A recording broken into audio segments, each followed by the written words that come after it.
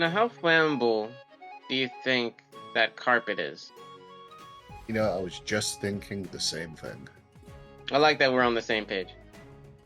It worries me that we're on the same page.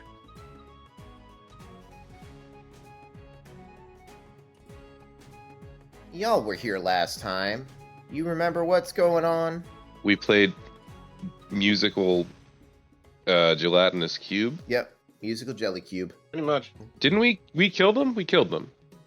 Yeah, we did. The session ended on you killing them. Yes. So now we just kind of have a room. In the more broader spectrum, do y'all remember why you're here? Saving people, hunting things, the family business. Exactly. Shit. God, that's exactly true. I thought we were here because we fell down a hole. No, we're here because Lady Fitrian fell down a hole when didn't bother to check to see. Depends on which hole we're talking about. No, Holes is holes. that ain't it. No, he makes a fair point. I thought we were here because we fell down 2 holes. Our track record with holes is not great. Though I do have a new respect for Lady Fitrian now. I do not. You guys are down the bottom of a pit, and as the last jelly cube sort of sloughs off into absolute liquidity, which I think is a word more used in the financial sphere, but I'm using it here because fuck you. You guys actually get to sort of like stand up and sort of look around. Up above you, there is a ceiling that you know is false. And you know from when you first opened the door that there are 2 doors somewhere up above you on the left and on the right. Down the bottom, the pit is like strangely clean, but not so strangely when you consider the fact that it was inhabited by gelatinous cubes that sort of dissolve everything they touch. I was going to say that's one way to combat dust. The other difference between this room and the room you thought you saw up above is that there are 2 gargoyle statues. Also extremely clean. Okay, we know what to do about those boys. I do have a hammer. Yeah, get it done, just in case. Is it like a little archaeology hammer? Yes. All right. You guys get 400 long rests while he handles that. All right, good. So we're all back up to full. Awesome. It's also been 6 months and the apocalypse has occurred. Right, but we're underground. This has basically become our apocalypse bunker. Yeah, but where's the food, though? Just drink the cube juice. We have an eternal biscuit. That's true. You have an eternal biscuit. You guys are going to be so sick of biscuits by that point. Oh, yeah, you're still up above. Malcolm is still up above, isn't he? Yeah. Yes, he is. That's Actually. funny. Okay, so what do? Oh, I should probably, if Toothpick is still there, I'll just jump on him and then slide down. I can say that you do that as soon as the jelly cubes are gone. But in the meantime, don't forget we are counting the rounds that he is allowed to exist for. So I'll assume he disappears right after. Yes, he would. So Malcolm is at the bottom of the pit that he has basically just kind of been sticking his head through. Room with 2 doors. Well, technically 3 doors if you wanted to come back the way that you came. 30 feet up above your heads. What's the plan? Maybe we could open the doors at the same time. We can't reach the doors there above us. Rope? Yeah, or a long stick. Get your fucking You rope. and your fucking rope. Also, do you think the doors are booby-trapped? Yes, but I only say that because I think every door is booby-trapped. It's the only reason I'm still alive. It sounds like a terrible way to live, not gonna lie. In my own house. Just think about that. Do you know what it's like going to the bathroom at 2 a.m.? Good God. Oh, shit. You just walk around with a diaper then, just in case you don't make it? Or I walk around with lockpicks. And a fucking hammer. Not now, obviously, I would have broken those gargoyles, but you get the point. Man, no, don't worry, I got you. I got the little chisel and hammer here. The mighty tool. Anyway, we want to try and, I don't know, throw a grapple hook up to the end of the pit, see if we can't climb up and access those doors. Yeah, You have a grapple hook? Yep, it's in my bag. How do you not have a grapple hook? That is actually a very good point. I'm an archaeologist. Why don't I have a grapple hook? I'm an archaeologist. Why don't I have a grappling hook? Sometimes you just have to leave those things alone. Dude, I've seen Indiana Jones and Stargate. Yeah. I'm just gonna let that one stand, actually, yeah. See here. I have a crowbar. I have a rope, just a regular rope. Yeah, no grappling hook. Well, fine, we'll use mine. Alright, how you going about this? I thought I might throw it. Okay. Where are you gonna throw it? What are you gonna try to grapple to? I'm gonna try and hook it on the edge of the pit, and hopefully applying downward pressure will allow us to climb up. Okay, so as of right now, the only real surface that you have to do that, because it's basically just walls all the way up to the ceiling, which is, I guess, 50 feet above you, the ceiling is, because, you know, it's floor 30 feet, then 20 feet to the ceiling there. Basically, the best way for you to do that would probably be to try to hook it on the open doorway that you just came through. But that will not get us... Okay, so, I'm sorry. I was functioning under the assumption that there is some amount of floor between the pit and the two doors. There is not? There is not. It's just as if there is no floor in a room, and you guys are like, yeah. Then, hold on. Mm-hmm. I have Mage Hand. I'm gonna make a loop with the rope, and then I'm gonna use my Mage Hand to loop it around the doorknob. To the door that we want to go through. It's more of a latch, but that's just more of a handle. Seaman fix. But yes. Yeah, okay. Which door would you like? There are two closed doors to choose from. One to the left and one to the right? Correct. And the door you came in is to the north, is to the up. Okay. For security, since they are latches rather than knobs, I'm gonna loop the rope around both doors. Both door handles, rather. I don't know if Volkravar is going to be able to climb up this rope regardless. Yeah, you should be fine. Okay. That wasn't like a weight joke. It's just hobgoblins are beefy dudes, is my understanding. Volkravar's is not very beefy. He is, you've probably seen hobgoblin soldiers. He's more of like a scrawny drowned rat sort of thing.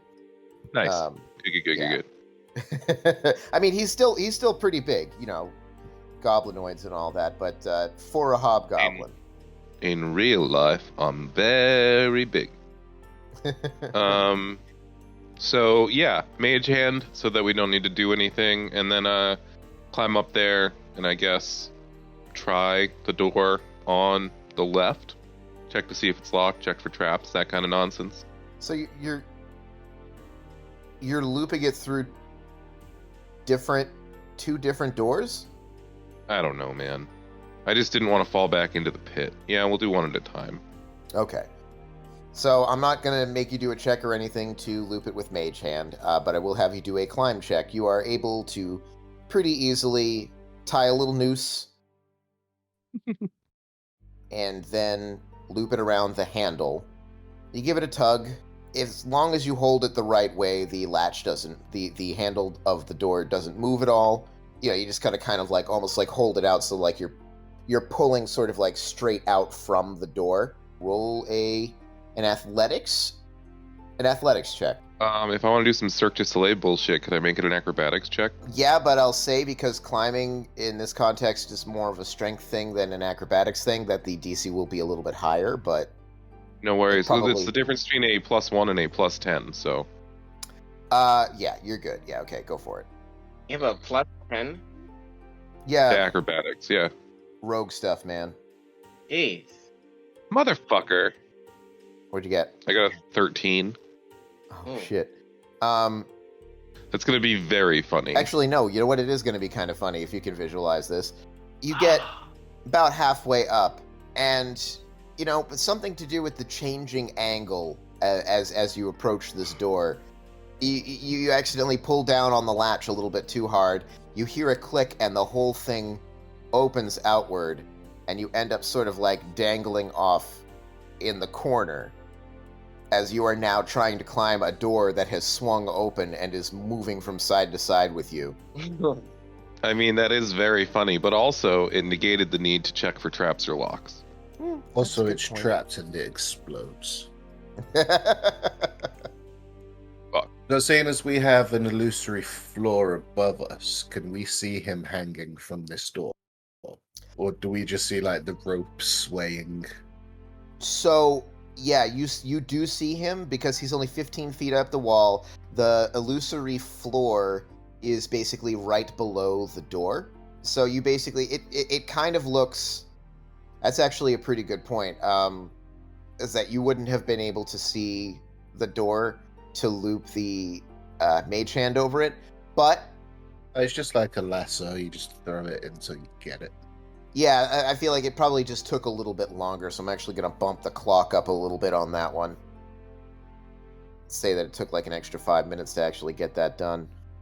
But yeah, he's swinging from side to side a little bit, and kind of shaking. He manages to make it to the top. It takes a long time, and everybody is looking at you. Even the gargoyle statues, like, damn. And it generates a fair amount of noise. Valid. You finally manage to burst through from the perspective of those down below, the ceiling, and you sort of lay yourself panting on the floor of a long, sort of oblong room that sort of like curves off a little bit to the north, and ends in another door. Say that it's kind of full of rubble and stone and garbage. Nice. How close is the second door to the first door? Like, can I lean out and crack that bitch open as well? The door across the way is about 25 feet away. But I could mage hand rope latch pull open. Yep. I will mage hand pull rope latch door open. No articles needed. Much quicker this time because you're actually able to see it. So He still misses it the first time and just hears Vukro and Malcolm go, oh, as it lands on the head. So Gaspard is able to easily man-car door hook hand. Thank you. He gives it an experimental pull. You kind of have to you have to kind of like pull at an awkward angle. No more awkward than my climbing. And the door does indeed open, and it actually pops out of its hinges and clatters to the ground. Heads? Oh, Glad I'm standing there. Okay. Yeah, where it smashes. I tend to assume that none of you... It's a fairly big room you guys are in. There's no reason to think that any of you guys were standing directly underneath that door. But, yeah, it might have hurt a little bit if that had been the one that you had gone for first.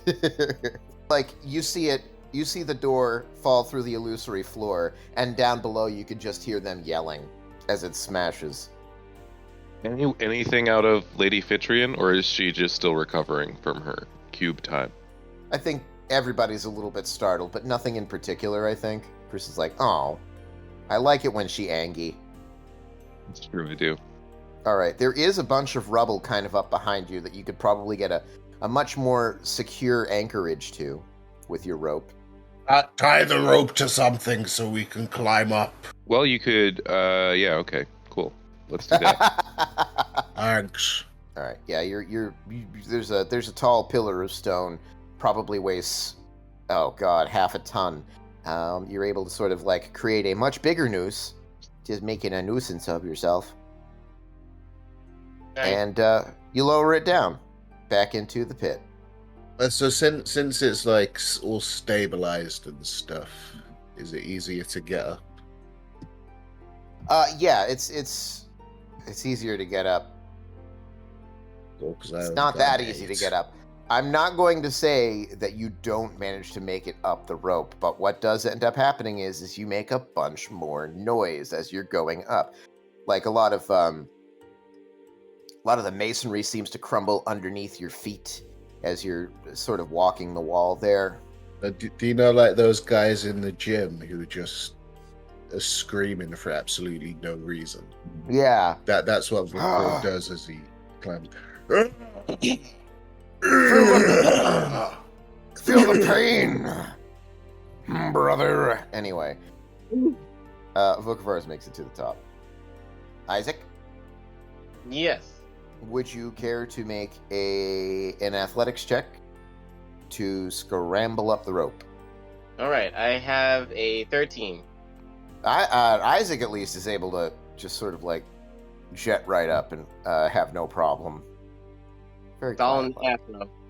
Yeah, he's used to spider climb. That's true. He's got more experience.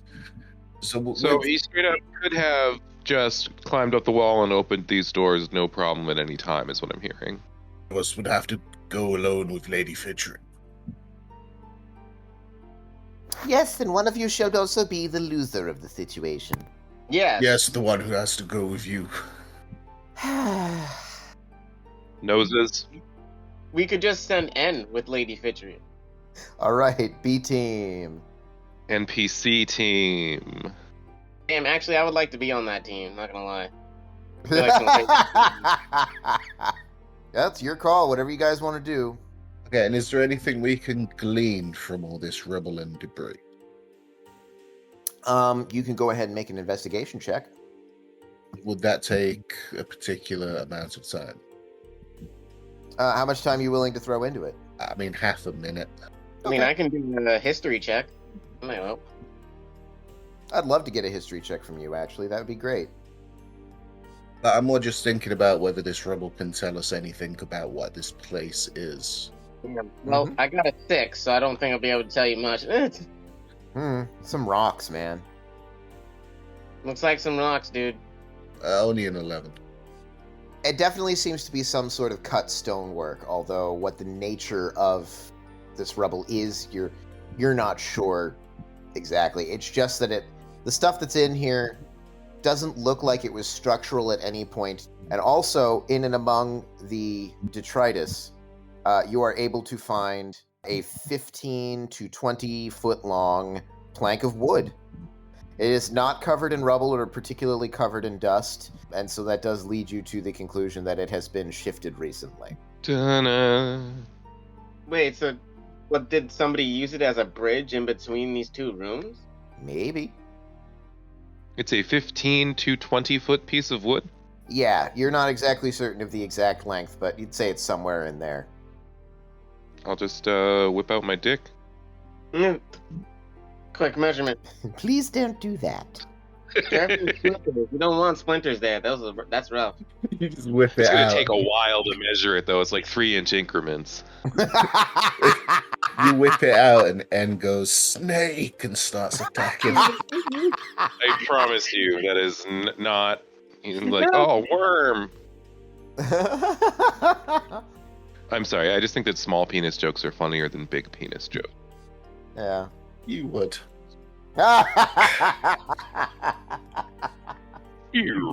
Should we just check out this door then? Sure. Let's kick it open. Do you kick it open, or do you percept the door? I kick it open. But Krivaz will stand close to it and passive-aggressively look back at Gaspar every now and then while talking with Malcolm about the door. I'm gonna kick it. You're gonna kick? Move Okay. out of the way. Go ahead and make a strength check, little guy. All right.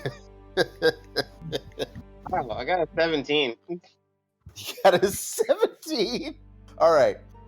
So you kick the door, and apparently the latch wasn't too heavy in there because it actually does pop out, but it bounces back a little bit as though there is something behind the door pushing it back, Like, is it the door is barricaded?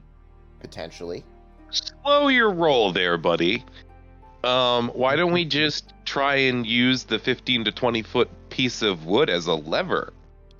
If the plank of wood isn't enough to make a bridge to the other side, can we at least use it as a ramp? It can't get you to the other side, but looking at it, it looks like it could probably get you back to the original door that you came in through. Like, say, if you laid it across this way. Okay, could we do that and then move it to the other side to get to the other side? Oh, If you could. if you wanted to. 'Cause if it's a mirror of this door, a mirror of this room, I imagine there's another door over there that might not be barricaded. Yeah, I think that's a good idea. All right, so you guys want to move over to the other side there?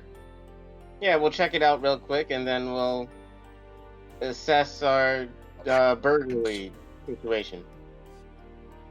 Okay. So you guys are pretty easily able to use this plank as a bridge to return to the northern door of the previous room. And then once you guys are all over there, back again at the bubbling pit of lava, you simply pull back the plank of wood and realign it so that it is going through the door that is to the other side. And you scramble across with nary a difficulty. And you see a room that is quite similar. It's not exactly the same. I mean, rubble is rubble. It's not like it's 100% exactly the same rubble. But it is. It's much similar to what you saw in the previous room, with a door sloping, with the walls sloping away, or sloping off to the north, and resulting in a door. Wait, both rooms slope to the north?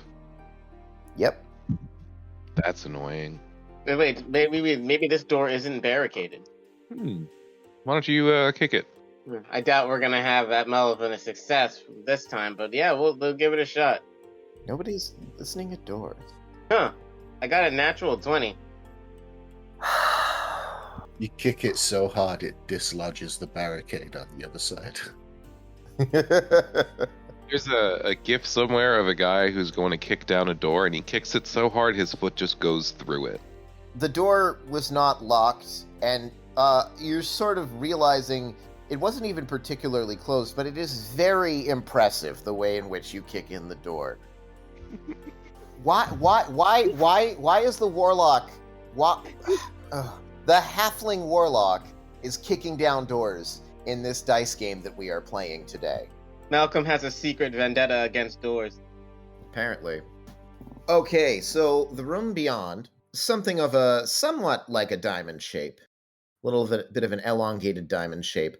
It takes you a second to sort of take in what you're seeing. What you seem to be seeing is a small tavern. Like a speakeasy? Yeah. You open the door. There's a nice little wooden floor. There are a couple of tables. A man in the back, human man, with a bald head and sort of like a full red beard, sort of stands at the ready, wiping down some glasses. An old lady is sitting at a table to the north with a spinning wheel. And she is spinning some fiber into thread. And they just seem to be sort of like gently talking to one another. He looks up as the door bursts open, and he says, "Oh, well, hello, weary travelers. Oh, it's excellent to see some company down here." What are you guys doing in my great-great-grandfather's basement? No, my great-great-grandfather's basement is the tavern across town. I'm sorry if that's what you were looking for. No, you're literally situated in the basement of my great-great-grandfather's house. Well, that sounds like crazy talk, son. Would you like to have a drink or something? Perhaps you can calm down a little. 1, I don't like being patronized, and 2 through 7, I'm not drinking anything from the spooky basement bar. The Malcolm speakeasy. can rub his chin and just be all like, "I'll have Thank a you, Adam. mudslide with cinnamon." Actually, Are there any Right. other doors in this tavern? There does seem to be one sort of off to the back. I will actually... The room is revealed. Are there any windows? You see, sort of to the north, there are 2 occasions of window-sized curtains, but they are closed. So you're not certain if there is a window behind them. Okay, what I'm thinking is this halfling town is sort of built into the hills. Could this just be a bar that's built into the hill that connects to the manor that way? Don't know. There could be. Are I mean, they going to stop me if I approach those curtains and try to open them? Nope. Crow's going to do that. So you guys are you guys are in the room at this point. Vukro is striding across to try and open it. But I'm gonna head to the bar. okay, Malcolm heads to the bar. Okay, Vukravars, when you open it, and as you do, the barkeep is like, "And what about you, my hobgoblin friend? What can I get for you?" And you twitch open the curtains, and there's just more bare stone behind them. They're just sort of curtains set up. Fuck. You just fucking clock in and work here every day? Oh yes, yes. You ever go out this door? The one that we just came through? Why, yes, of course, to get to the marketplace. Okay, yeah, guys, this is some fucking illusion or hallucination or some shit. This is ridiculous. Okay, there's a door on the other side. Can I perceive anything through it or investigate anything through it? Yeah, go ahead and give perception. As you do, you are mildly hampered by the man behind the counter, who is currently mixing a drink for Malcolm, who says, "Now, sir, Master Hobgoblin, that is private quarters in the back. Please do not." Literally, my guy, you don't fucking live here. Yeah, it was a 19 on the perception. All right. You listen, and there sounds there. It for a second, it doesn't sound like there's much of anything behind there. You can't really perceive anything, but then you hear like these sort of like susurrating whispers that are sort of like rising and falling like a tide. There's definitely something magical going on back there. Okay, and you mentioned they were susurrated whispers. Yes, susurrating. I'd like to know what that word means. It basically means whispering. Okay. The whispering whispers. Yeah, it's like a rustling sound almost. Yeah, Vukra will sidle up to Gaspar and say, "Do we stop him or do we let him drink to see what happens?" I'm not gonna fucking stop him. Your concern is heartwarming. Your determination to make the worst decision possible in every scenario isn't. Not every scenario. The old lady at the table who is spinning on her spinning wheel chuckles at your guys' antics. What are you doing? Yeah. Like spinning out the fates or some shit? Oh no. Just making some thread to make a jumper for Mr. Johnny's new little boy. Is Johnny the bartender? No, that's my son Ansel. He runs the joint. Yeah. And how do you guys get down here every day? Well, we simply we come in through the door, and generally I'll sit here and do my knitting or my weaving, and Ansel sees to the customers, and it's How many customers do you guys get a day? comfortable. Oh, sometimes as many as a dozen. It's not much, but it pays the bills and keeps the roof over our head. At this point, Ansel has slid Malcolm over a drink. Excellent.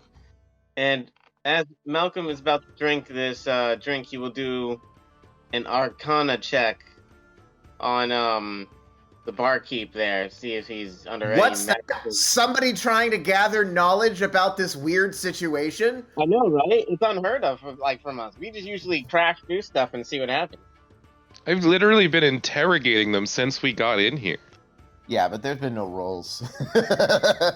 Anyway, yeah, sorry. Go ahead and make that roll, Isaac. Well, that's a nat 1. Had to happen sometime. It did.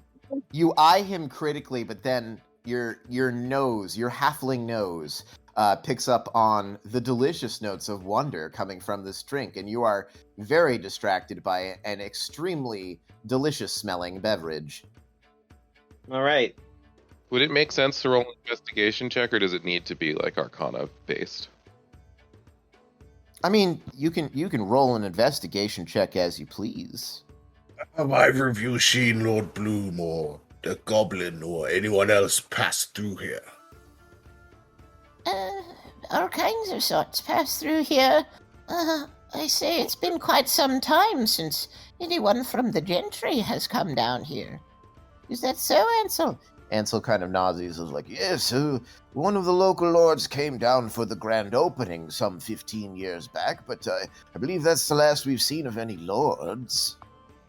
All right, what did you say, Chris? Oh, I just said the word bullshit when she said Okay. the thing about. But also, I rolled a 23 on my investigation check to figure out, quote, what the fuck's going on here, unquote. You are able to glean from this information, hey, this is a tavern that's underground, ostensibly in a dungeon. That doesn't make any sense. So a 23 got me what I know from walking to the door. Good. I'm just kidding. There's more than that. As you sort of step around and just sort of like examine up into the ceiling. Yeah, the ceiling's got the cross-membered beams that you would expect to have of a tavern. Still smells musty down here. Walls still made of stone. I'm certainly calling the Board of Health after.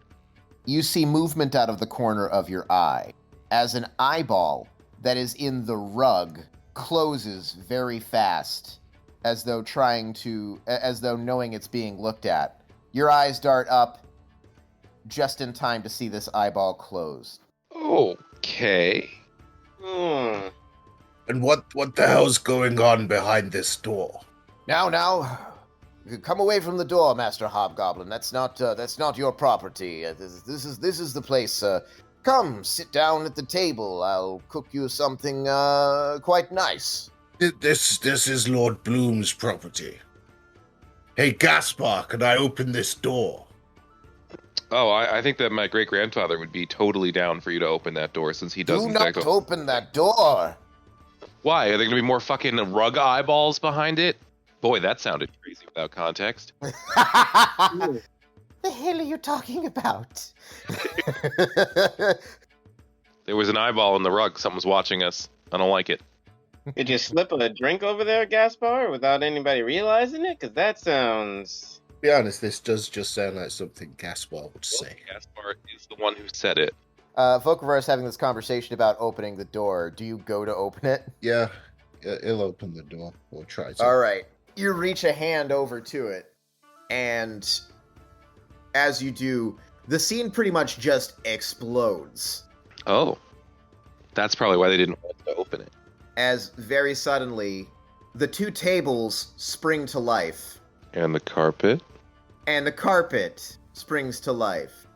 Was it all, like, just mimics? Those were. Oh, cool. The two humans sort of sit where they were, just kind of almost frozen.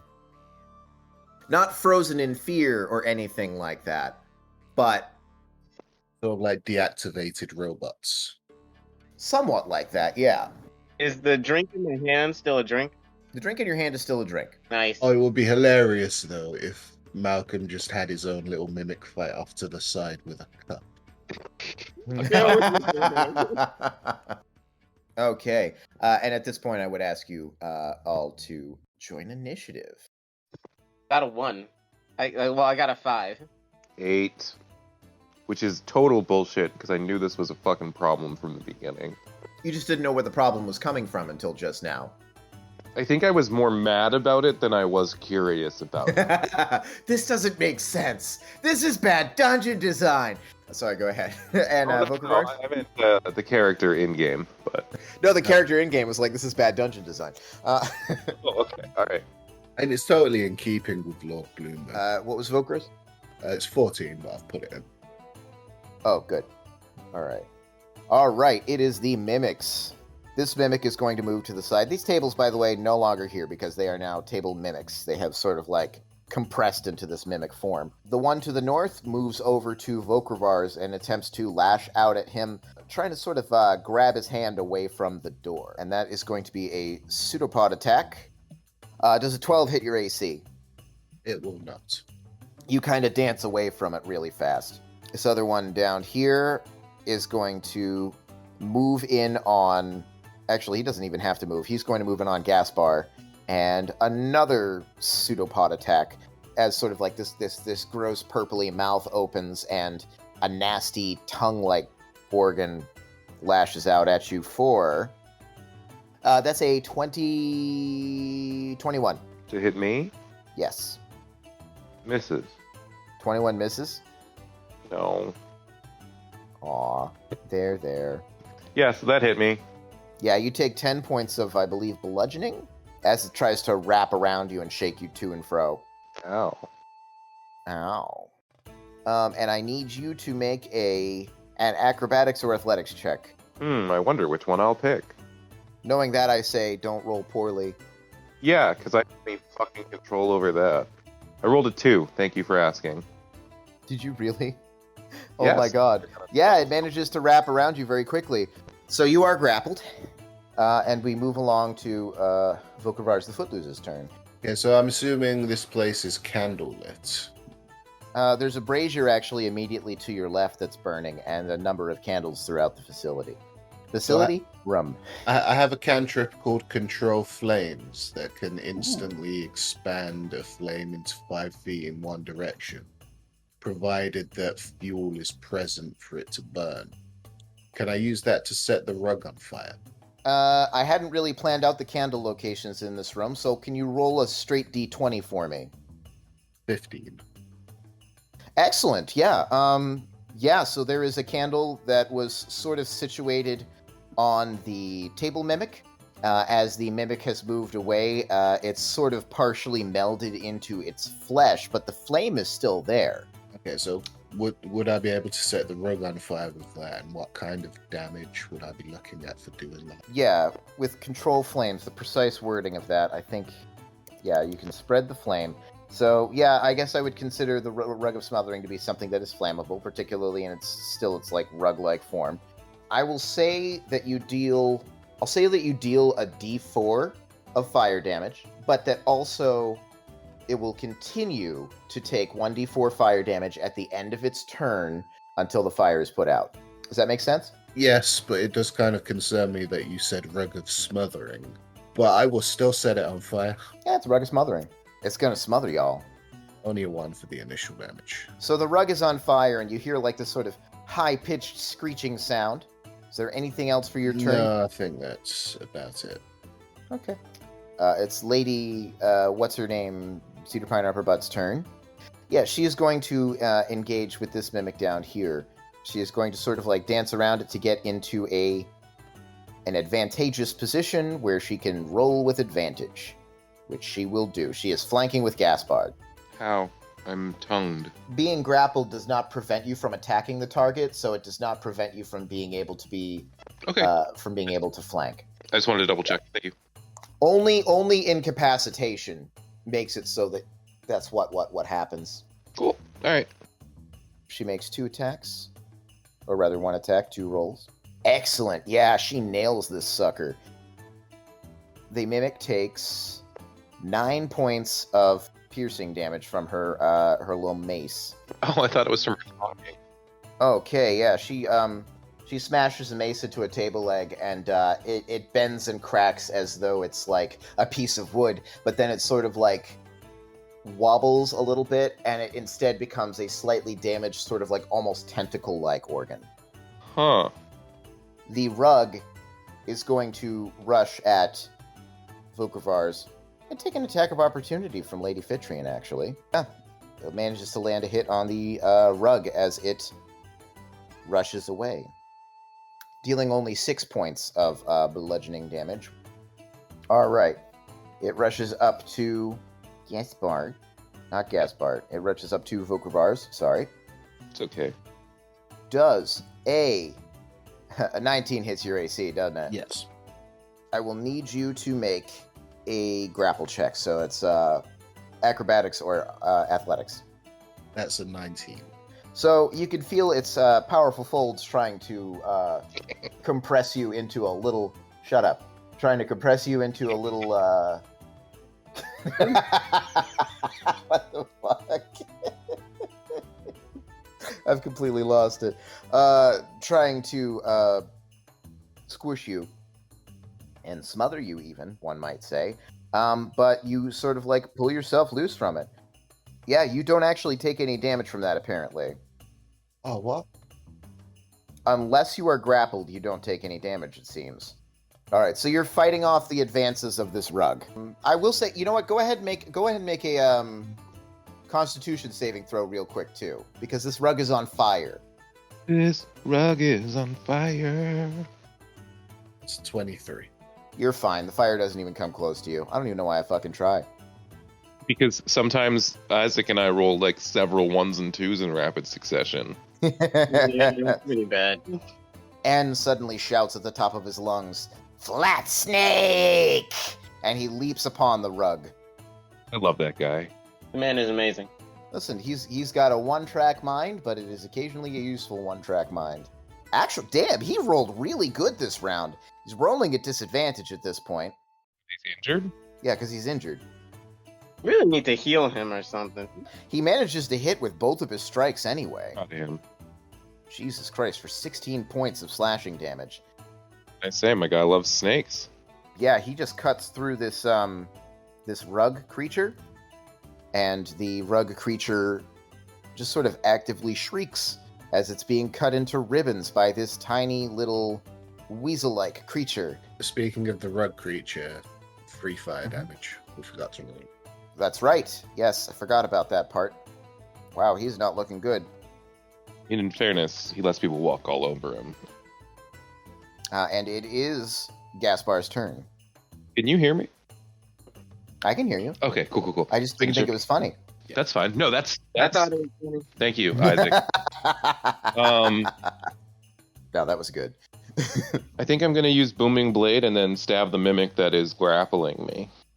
Which you do have advantage on that attack as well, Oh, it's about to happen. because you are flanking with Lady Fitrian. Turns out she is good for something. I got a 20 to hit. Oh, hell yeah. Okay. Now I gotta... It's been so long since I've actually done combat damage. Oh, I get sneak attack damage because I'm flanking. I rolled with advantage, so it's what? 4d6 plus... 4d6 plus 4 plus 1d8. Yep, that's definitely some math. I hit the mimic for 25 damage. Alright, you hit the mimic for 25 points of damage. Also, if it moves 5 feet, it takes additional damage. If the target willingly moves 5 feet or more, it takes an additional 1d8 thunder damage. So, with that single attack, you carve through it. A single, one of its legs sort of, flops off of its body and lands limply off to the side where it twitches a little bit here and there. And it starts just, spraying this, blue-black ichor all over the place and shrieking. It is bloodied in a single hit. But if there is nothing else for your turn, Gaspard? That is my turn. Okay. It is Malcolm Sharptooth's turn. All right. Let's see. And Malcolm will just down his drink, and then he's going to jump on top of the bar here. And then he is going to... Yeah, he's going to fire 2 Eldritch Blasts.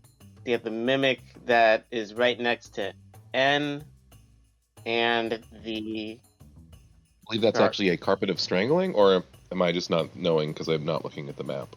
No, Everything is right next to N at the moment. Oh, Oh. okay. Well, yeah, the Carpet is Strangling, and then I guess the Mimic that's next to Gaspar. Okay, before you make those rolls, I need you to make a Constitution saving throw. Oh, god Yeah. damn it. Because you Wonder drank why. the fucking drink! But you just found out that there were mimics and this was a trap, and then you still drank it. Have you met him? Are we shocked? Is anyone surprised? I mean, a little bit, to be honest. I'm not surprised that I am surprised that Malcolm did it. I'm not surprised that Isaac did. Isaac, what's that roll at? That's a 19. Oh, What a yeah, piece of okay. shit. So it's a very good tasting beverage, but after a moment, your stomach rebels and almost threatens to bring back up your lunch. Being of much stouter stuff and having been raised on that hearty halfling goodness that we're all very familiar with at this point, the sickly sweetness is easy for you to sort of choke back down into your stomach, and you do not roll with disadvantage. Go ahead and make your attacks. Man, I almost got fucked there. You almost fucked yourself there. All right, let's be real. I thought it was just a normal drink because I said the room went like you said the room went all weird, and then I was like, "Is the drink weird now too?" And he's like, "No, it's normal drink." I'm like, It is exactly as awful as it always was. So, yeah, the drink did not turn into a mimic, no, but it was lightly poisoned. Whoa. Okay. Mm-hmm. Anyway, Yeah. which is not something you would be able to tell just by looking. Sorry, this guy needs to be like right here. Okay, so I rolled a 13 on one and a 16 on the other one. Both of those will hit. Now, which one are you trying to hit again? The mimic next to Gaspar, and then the carpet of strangling. Both of those hit. Go ahead and roll your damage. Tell me which one goes to which. All right, so the carpet of strangling gets 5 damage. The table mimic gets 10 damage. Excellent. Okay. The table mimic is looking pretty rough, but the rug no longer looks like a rug. It's been torn, it's been blasted, it's on fire. It is low-key shrieking, even almost underneath its breath. It's like just quietly on the edge of hearing shrieking. Like me every morning when I wake up. Mm-hmm. All right, so Malcolm is standing on the table. Is there anything else for your turn? Or do you think you've got it in the... do you want, say, for example, would you like to summon a buddy? Or do you think you've got it in the bag here? I don't think I could summon Toothpick in this room. It's way too small, I think. It's tough. It is, but no, I think I'm okay. I was thinking Okay. about activating Gus and making my clothes blow in the wind because I'm pretty sure Malcolm is drunk at this point, and it's just all like, Okay, in that case, it's the top of the round with the star. is that the lair? It can be. In this case, it just means that I have added something to the initiative that you do not know the identity of, and as you watch, both of the people in the room sort of stand stock straight, and then suddenly start twisting around, their spine and their bones sort of like twisting and cracking in unusual ways. They seem to grow and stretch in height, and what you have is two creepy and strange figures, almost look like a child making a human out of clay as best they can. You know, all lumpy and full of fingerprints. And at their sides, they hold swords, which they draw into their hands at this exact moment. That is going to be one attack against Mr. Malcolm Sharptooth and one attack against Ms. Lady Fitrian. Well, Fitrian's is gonna fucking miss. Oh, that's 2 attacks each, actually. Ha, forgot that part. Alright, Isaac, does a 14 hit? Yeah, it does. Yes. Sorry, it's a 13 and a 14 against you. Those both hit. Okay, and one attack is going to hit Lady Fitrian as well. So Isaac takes 17 points of slashing damage as this creature behind you that you didn't have eyes on, really, so I'm going to chalk it up to you not realizing that this was going on behind you. Yeah, slashes you twice in the back. Damn. Puts an X on my back. Or no, he does the Zorro. Yeah. Yeah, he only slashes you twice, so instead of a Z, it's just a 7. Hold still, I'll get the next one. And Lady Fitrian only takes 6 points of damage. All right, so a new foe has entered the fray. We are back to the top. We are not back to the top of the round. We were just at the top of the round. It is time for the Mimics. Great band name. Get ready for the Mimics. It's just a bunch of instruments on stage, and they don't move until someone approaches them, and then they just play Wonderwall and try to eat you. Oh my god. Natural 1 for an attack against Gaspar, so you're good, Gaspar. It lashes out again, but it's just it basically the folds of this carpet creature seem to be getting in the way. Why do you laugh every time I say folds? What? No, I was laughing at creature. Fuck, I'm losing my place so bad. Vukrivars, you are safe. This mimic actually seems to be becoming somewhat frustrated by the actions of this carpet monster, and it actually moves in a little bit closer to be like right on you. I don't even think anybody's actually touched this one yet.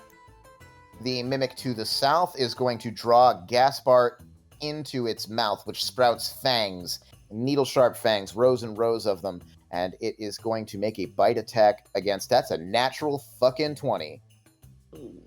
Misses. I have one joke. Moving along.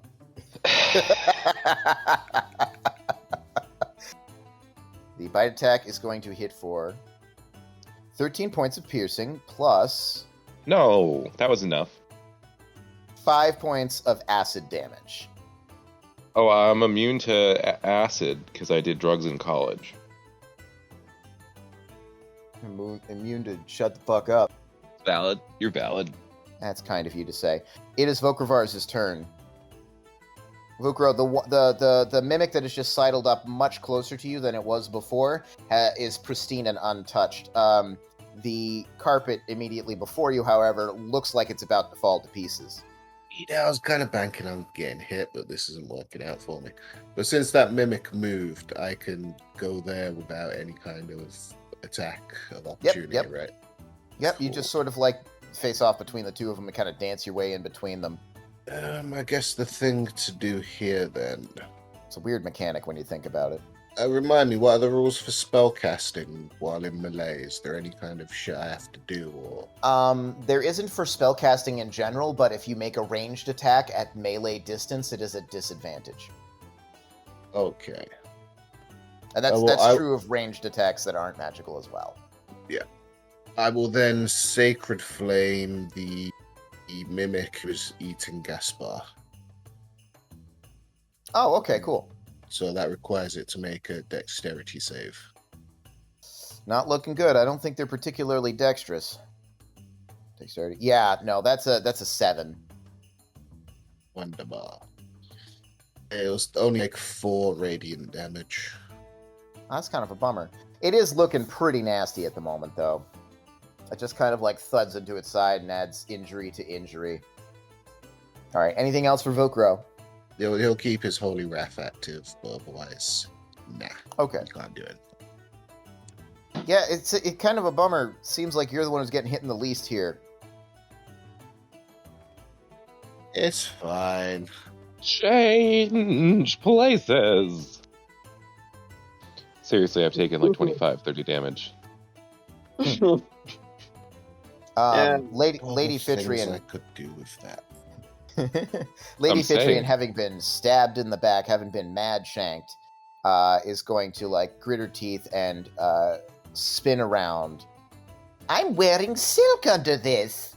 Imported. I hate her so Why? fucking much. I just love crafting NPCs specifically for you guys to hate. You fucking nailed it. Speaking of nailed it, Lady Fitrian actually she just barely hit it, but she deals 9 points of damage to the creature immediately north of her. The former spinning lady. It is the Foldy Boy's turn. The Rug Man, once again, is going to try and smother Vukro. This Rug guy is very disappointing. He's got a lot of cool stuff, but he hasn't been able to do any of it. Good. Can I choose to fail the save? Yeah, you can always choose to fail the save. But wouldn't that not count? Oh, it needs to be damaged by an enemy. It doesn't need to be involuntary damage by an enemy. Yeah, like he actually has a mechanic where he can let his guard down and lower his AC. So that's all a part of it. Okay, cool. It just has to be done with the intention to hurt him. Yeah, I think Vukra will just take whatever the rug is about to dish out. 125 damage. That will give me enough of my divine agony to resurrect myself. So that's cool. 16 hits your AC, so we're good there. 16 hits your AC, right? Yeah. Yeah. Okay, yeah, so it wraps around you and starts squeezing. You can feel like all of your limbs coming in close and tight, and your bones kind of starting to pop a little bit. And you are going to take 12 points of bludgeoning damage. And would you mind rolling a d4 as the rug's turn ends? That's a 4. All right, so it takes 2 points of fire damage, and you take 2 points of fire damage. Nice. However, that 2 points of fire damage is exactly enough to kill it. So it finally manages to wrap across a victim, but in doing so, the slashes that were left in its side by our pal N, the mongoose, just bust open. And it actually falls into shreds on the floor there. But do you know, like, when someone flexes and their shirt rips? It's exactly it. Yeah, he That's just what got... Fukuro does to the rug. Yeah, you fucking Terry Crews it. One day, Vakru is gonna let himself get eaten by a giant monster and then turn into a mammoth inside of it. That's the way to do it. It's such a cool character class. It's a lot of fun. I appreciate that. N is going to stab at the flaming strands of what remains of this rug monster, and that's going to be his turn. It is Gaspar's turn. You are still grappled. This mimic is not looking very nice, and you are still... Nobody's really moved around too much. You are still flanking with Lady Fitrian. Do you want the really bad roll or the kind of bad roll? I think you get the kind of bad roll, don't you? I got a fucking 11. I rolled a 2 and then a 4. An 11, unfortunately, is just shy of what you need. 10-4. The way that its tongue is wrapped around you, kind of pinning your arm to your side a little bit, and you can like smack at it, but you're not doing any kind of damage because you don't have leverage. Can I use what would be my move action to cast a spell? That generally doesn't work like that, no.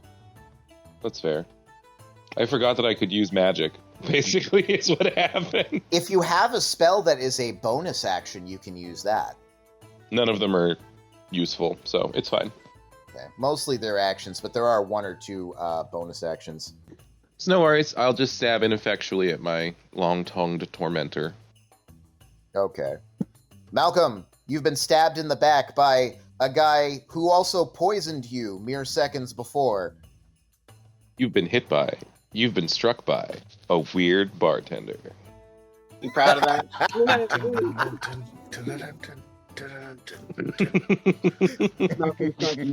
Across the bar. But yeah, no, I should probably do something about that. Let's see here. Yeah, that's a good idea. Okay. What Malcolm will do is that he will use his Eldritch Blast to hit the bad bartender and that mimic that has Gaspar grappled. Okay, so one is a 13 and one is an 18. All right, where's the 13? Where's the 13 going? To the mimic that is holding Gaspar. Okay, that does hit, yes. And the 18 is for the bad bartender. And Malcolm will yell, your drink was delicious, but it had a really bad aftertaste. Okay, so you have to roll again for that because you're within melee distance of the guy that you're shooting. So you have disadvantage on that one. Okay. But you do manage to hit the mimic, no problem. Like, what do you mean, like just another... Yeah, roll a second attack and we'll go with whichever is the lower. That one was a 20. All right, so it's the 18. Yeah, the 18 does manage to hit. So, yeah, you just kind of like Billy the Kid left and right. That's awesome. All right, roll me some damage, especially for the mimic, because this could go away. Okay, so I got a 10. The 10 is for our bartender friend, and the 8 is for the mimic. Excellent, excellent. Okay, the bartender friend takes it directly in the chest, and it is a bad time for him. The mimic takes 8 points. Gaspar, you can feel the tongue sort of loosening a little bit. You have the feeling that this thing is very near collapse. Cool. Okay. Anything else for Malcolm? Yes, he will jump off of the bar. Which direction? Okay, yeah. He's going to take an attack of opportunity. Oh, really? Yeah, when you move away from someone you're engaged with melee. That's an 8 to hit. You're good. Whew. He recovers from the blast to the chest just in time to make a weak swipe against you, but he's just too late to actually be in range to hit you. Malcolm gives him double middle fingers. It is the doppelganger's turns yet again. This one is going to come out from around the bar and make 2 attacks against Malcolm. Ah, okay. Sorry, my guy. Oh, come on. Does a 12 hit? Actually, it does. Okay, so he hits with 1 attack then. All right. You take 9 points of slashing. All right. How you looking? 17 hit points.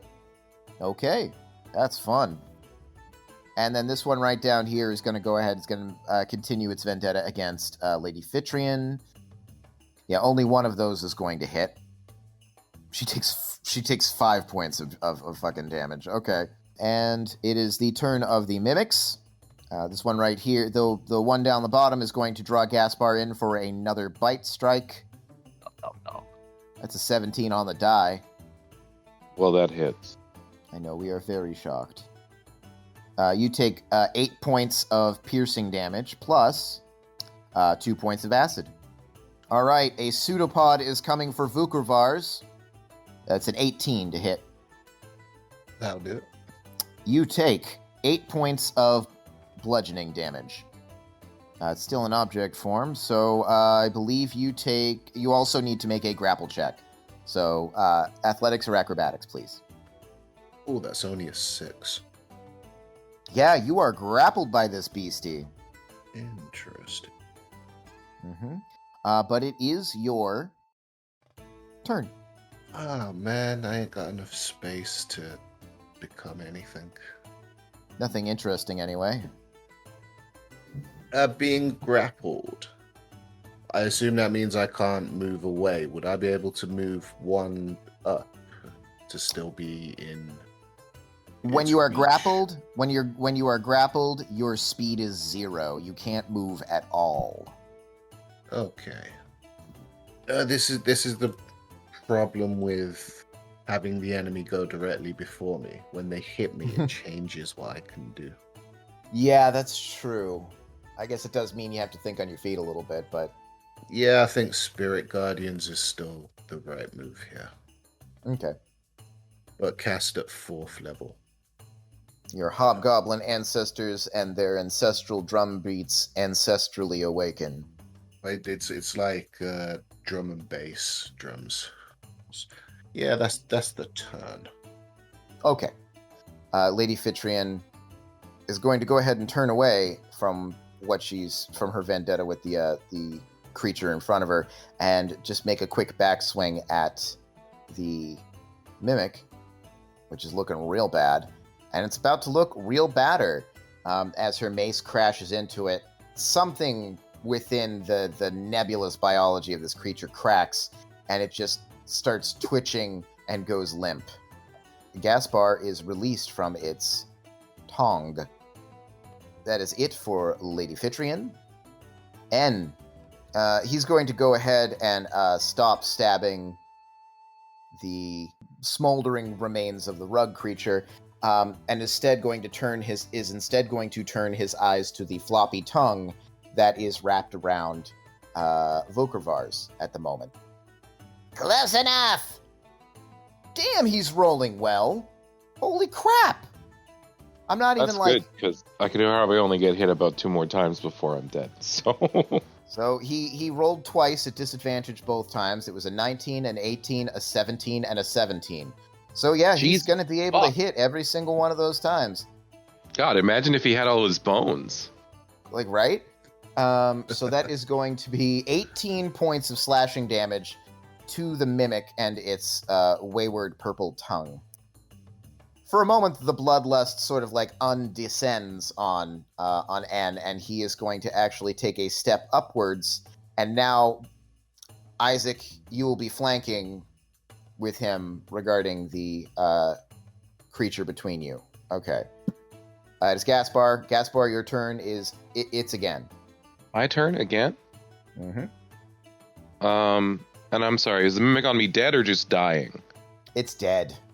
Right. So you are about 10 feet of movement away from the mimic that is attacking Vokrvars, and about 15 feet away from either of the weird creatures that the bartenders turned into. Sure. I will. The one that's fighting Lady Fitrion, or stab Lady Fitrion, rather. Mm-hmm. Yep. I'm going to cast a spell on that one. 2 seconds. Okay. So a wisdom saving throw or fall prone due to everything being very funny. Okay, wisdom saving throw coming right up. That's a 7. Fails. All right. You hear like this sort of like an angry crab, like bubbling up and everything like that. And you realize after a second that it's laughter. And it does indeed fall prone. Incapacitated even. Incapacitated even. Is that it? I'm also going to close the distance to the laughing one so that I can stab the shit out of it next turn. You do that. You just sort of like vault over the quivering remains of the mimic that was just defeated. Yeah. Okay. Malcolm Sharptooth. Right. Take care of this motherfucker. This is a mimic, so it's not considered an undead, right? The creature in front of you? It's not a mimic, but it's also not, as far as you can tell, it doesn't seem to have the traits of the undead. Okay, then. I'm gonna try... Yeah, I'll do that. I will try and hit this thing with Mind Sliver. Okay. The one that's in front of me. And it has to make an Intelligence 15 save. You talking about the one between you and N, or the one at the bar? Oh, the one at the bar. Okay. Intelligence saving throw. That's a 14. He just doesn't make it. It's 15. Excellent. Okay, go. What's happening to this guy? Alright, so he will take 2d6 psychic damage. So let's see what he's gonna get. He's gonna get 5 psychic damage. And then... Okay, so from the next saving throw it makes before the end of its next turn... I'm pretty sure he gets like a disadvantage on something. Disadvantage on his next saving throw. Takes 5 points of psychic damage. Looks like very suddenly got a little bit of a migraine, but other than that, yeah. Alright, and disadvantage on the next saving throw. Everybody remember that. No. Okay. It is their turn. It is... Sorry, what's that? No, I found it. It subtracts 1d4 from the next saving throw. Oh, 1d4. Yeah, okay. Gotcha. All right. So this creature right here is incapacitated and still doing that bubbling laugh and holding its sort of like emaciated sides, doing nothing. This one over here. Sorry, go ahead. I do need that creature to make a wisdom save. Which one? The one that's laughing? Yes. Oh, the bartender right. is unfortunately a bit out of the way. Out of reach, I should say. All right, that's a 17 on the die. That will make it. It takes half. Yeah. So 23, that'd be. Once it takes that damage, it gets to make another wisdom save. But does it not get like any kind of penalty for being incapacitated as it is? Incapacitated, I believe, means you automatically fail physical checks, but it doesn't say anything about, like, wisdom. The or only way intelligence, I out think, of it is to make wisdom checks, so that wouldn't make any sense. an incapacitated... Actually, not even that. An incapacitated creature can't take actions or reactions. That's all there actually is to it. Okay, but it does take the damage. And then it makes a wisdom save. What's the damage? So I believe you'd round it down. It's 11, yeah. Still a chunk of change, though. That's still pretty good. Yeah, it's looking pretty torn up at this point. Wisdom save coming up. 7. Fails. Excellent. Good for you. The other creature is going to continue its vendetta against Malcolm. If it had a mouth, it would be gritting its teeth. Does it have teeth? Well, one of them's going to fail, but one of them's definitely going to hit. It does not seem to have a mouth. Yeah, so probably no teeth. Yeah. Yeah, it wouldn't make much sense. But could be. Who knows? All right, you're going to go ahead and take 7 points of slashing damage. All right. Just cuts off like a piece of my afro, and it's like, oh. The afro is the source of power, so we know that's true. Just Okay. Cuts off a bit of the edge of the afro, but it still bleeds somehow. Ah, God. The mimic is going to draw Vukrvar's in close and try to bite him. Also need a will save from the mimic. Wisdom Excellent. save. Excellent. Okay. That's a 3 on the die, and they do not have much wisdom to speak of. Fucking hell, it only takes 13 damage. That's full damage. That's not bad. It's not bad. Looking a little bit dicey for this guy over here. And here comes the bite. There's a 2 on the die. Sorry. You take no damage. This is going poorly because some of the people are taking damage, and the person who wants to take damage isn't really taking damage. Vukrvar's the Footloose. It is your turn. What are the options for getting out of this grapple? You just make another grapple check, acrobatics or athletics. It's also I believe it's also your action to do so. Yeah, I think if I can move so I can hit all of them with the Spirit Guardians, that will be the most effective play. So I will attempt that. Okay.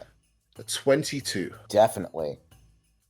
And remind me, is there like a 5-foot step at all, or will I just, even moving 5 feet, still take an attack of opportunity? You'll still take an attack of opportunity, I'm afraid. There's a withdraw action, but it's an action, and you've just used your action. Well, I'll take it. Okay. Reaches out again with his pseudopod. That's a 12. I did worry that he was going to hit me with the attack of opportunity and then grapple me back to the same place again. It is Lady Fitrian's turn. Is going to swing and miss at the creature immediately to the north of her, which is looking. Oh no! Wait a second. It's prone. So she gets advantage. I'll say that's really impressive. Yeah, that's fair enough. All right. Yeah, she manages to hit with that second one for a mere 8 points. 8 points of damage, but this thing is almost dead. The tongue still being having lashed out at a pseudopod in a pseudopod attack at Vukrvar's is going to attract the attention of N, who is once again going to make 2 attacks. Okay, first attack is definitely going to hit. Disadvantage robbed him of a natural 20, but the second attack will still hit. He deals 6 points of damage. Guy over here, yeah, this mimic's looking a little shaky. It's Gaspar's turn. That sounds like right. I'm gonna fuck it. I'm gonna booming blade and then stab the incapacitated spinster lady. Because she's incapacitated, do I get advantage?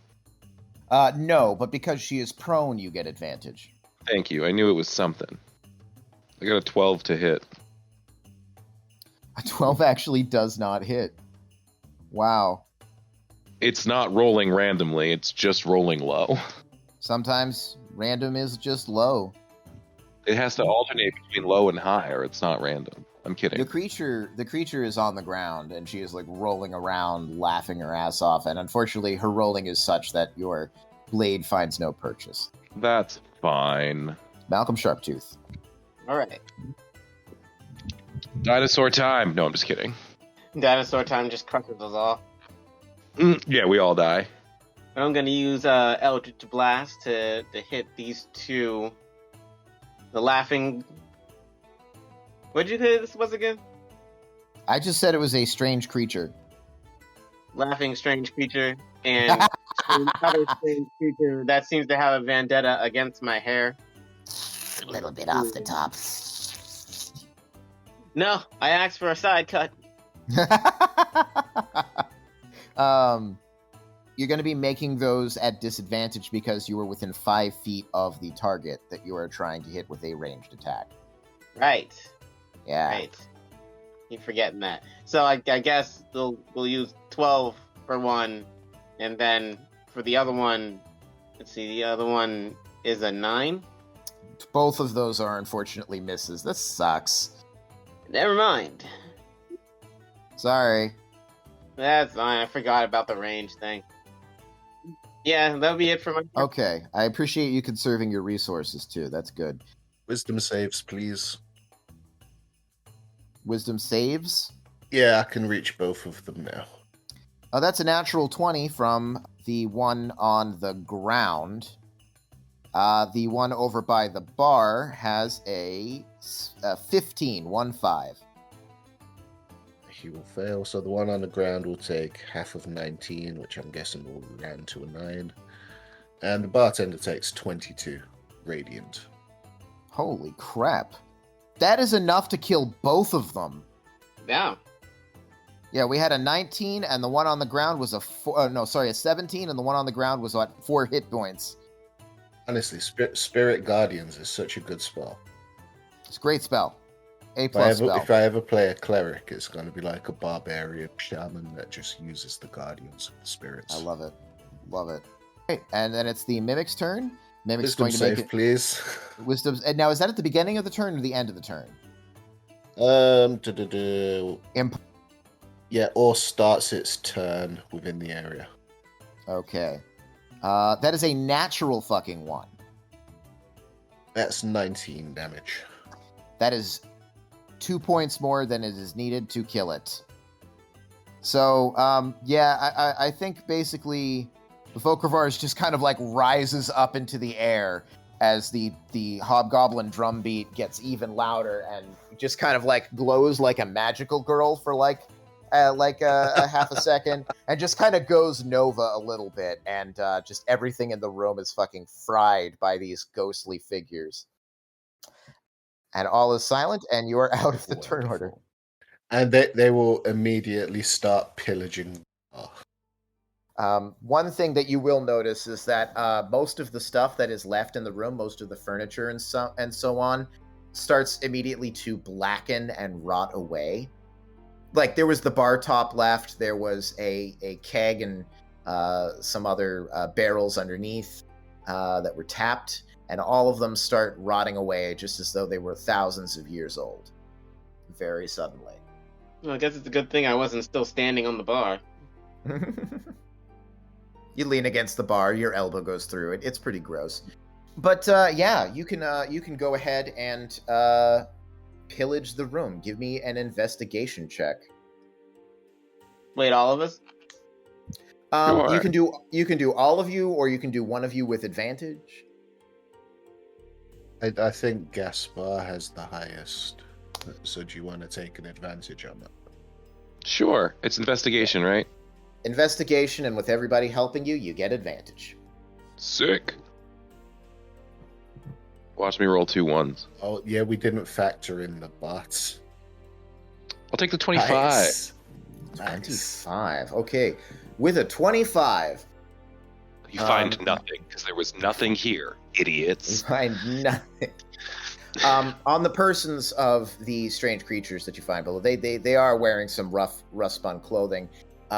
You're able to find a total of 13 pieces of gold, and what seems to be 2 potions of healing.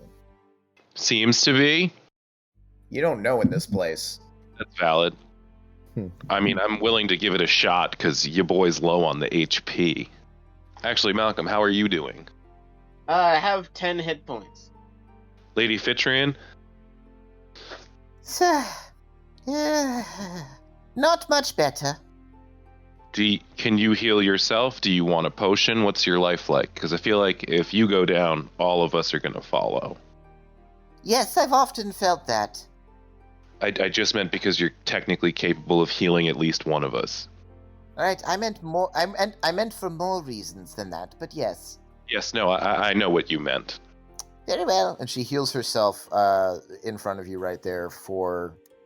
She gains back 19 hit points. All right, who's next? Who's next? How many more heal spells do you have? We don't know how long we're going to be down here. Let me see. I could probably do one more big one. For everybody, you mean? No, not for everybody. Okay. No. I meant like a mass heal. You don't have one of those? No, I don't have mass heal. Goodness, what do I look like, a cardinal? They would not know by looking. Did she say cardinal or condom? Yeah, like a bird. I don't know. No, not a condom. That's A what I was condor? confused. Condor. Condors are Yeah. bigger than cardinals. Condom. Anyway, Which means they're higher up in their religious hierarchy. all right, so you've got 13 gold and what appears to be 2 things of healing. Does anybody want healing from Lady Fitrian? I think we should save that for if the potions don't work good. Very well. Since Gaspar and Malcolm got pretty beat up there, Hmm. Vukro will say they can take the other potions, and he'll take out his super special potion of healing that it's Orkalok. Nice. Oh, that one? Yeah, that one.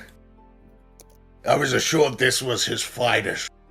Should heal me up. Nice. I'm just saying that my finest potion would probably kill you because I'm not good at making potions. Thank God you didn't make it. Yeah, I don't know that guy was that much better than me at that, but okay. Oh, he had a stall. I paid. How much did I pay for this? Was it 50? Something ridiculous, like a bunch of money. I paid 50 gold. It must be good. Assuming they've got their, he'll sort of offer a cheers. Bottoms up, lads. Yeah, we'll all drink. We'll toast. This is quite like watching a cult. We're just drinking healing potions. Or a frat house. Yeah, more like that. So, Isaac, from just like going from left to right here. Isaac, you regain 8 hit points. Okay. Good Christ. Gaspar regains 8 hit points. For fuck's sake. Vokravars, you gain 7 hit points, but your stomach grows very queasy, and you gain the poisoned condition.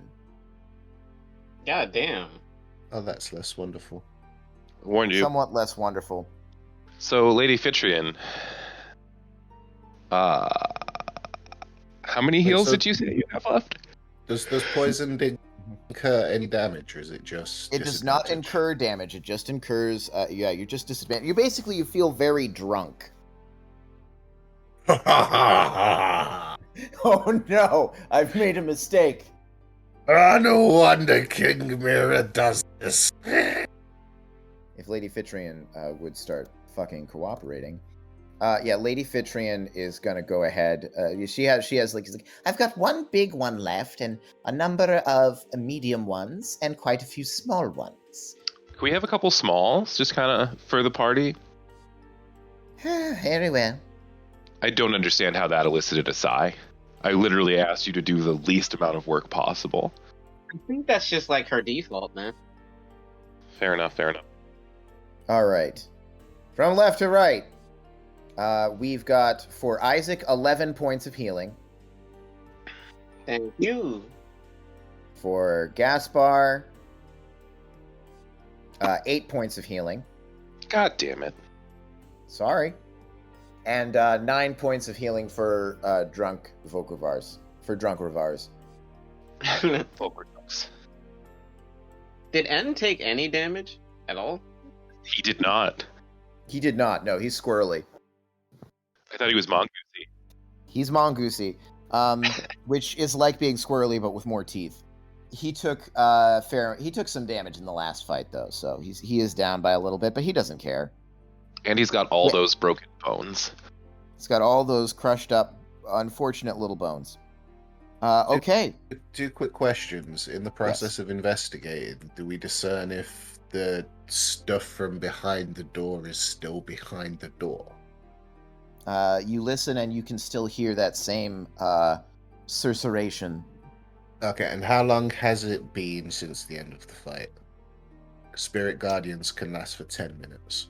I would say that you're probably coming close to the end of that then. Yeah, then Vukravaz is going to set up the mimics into a table, jump on top, and start wrestling with the Spirit Guardians. Okay, that's not really what I was expecting. But yeah, sure. You start wrestling with hobgoblin champions of ages past. Oh, Silas Blood-Drinker! I have your axe. Give me the chance to win it. So he's doing well. What am I looking at right now? Not snakes. That's all that matters. Boy, howdy. I just found a catchphrase. All right, we should probably carry on then if we want to. I don't know. If we want to find Lord Bloom alive, we might want to keep going. So the rooms took the same bent. Do they end in the same place? You don't know because you are beyond what you ever managed to get to. In the other. Yeah. Okay. Without backtracking, there's one door in this room, and there's apparently whispering door that we weren't magic supposed to stuff open? behind it. Yeah. Yeah, let's crack that bitch open. Okay. You go ahead and give it a try. It is currently locked. Oh no! If only we had a rogue in the party. If only. Or somebody to kick it really hard. Or somebody to kick it really hard. What do I even roll to pick locks now? So if you are proficient, I assume you are proficient with or thieves' tools. Mm-hmm. So basically, you would roll your dexterity and add your proficiency bonus. So it's basically like if you have, do you have a dexterity-based skill that you are proficient in? It'd be weird if I didn't. I mean, acrobatics, stealth. Okay. So I would say just roll one of those because it's the exact same thing as rolling your dexterity with proficiency. 27. 27. Now, it is a very difficult lock. It is a surprisingly difficult lock.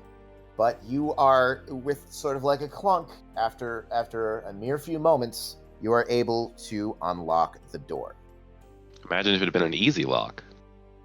Okay, what do you do now? I thought I might open it. You think you might open it? I think I might. That's fucking transcendental, bro. You open the door, and it opens out towards you, and you basically only crack the latch, and then it's kind of taken out of your hands as something rushes through the door, some sort of like brilliant white light, and before you know it, everyone in this room is no longer in this room. It's very disorienting. It feels as though you've been sort of like spatially shunted. How's Volcro's stomach doing? And you guys find yourself standing atop some sort of like thinly wooded plateau out somewhere outside. There's a blue sky overhead and what seems to be a thick column of smoke pouring forth from a point somewhere some 100 feet ahead of you. And as you sit there trying to sort of gain your bearings, you realize that you can hear what you think is probably yelling, some kind of fighting going on. Arcana check, 17. What just happened? With a 17?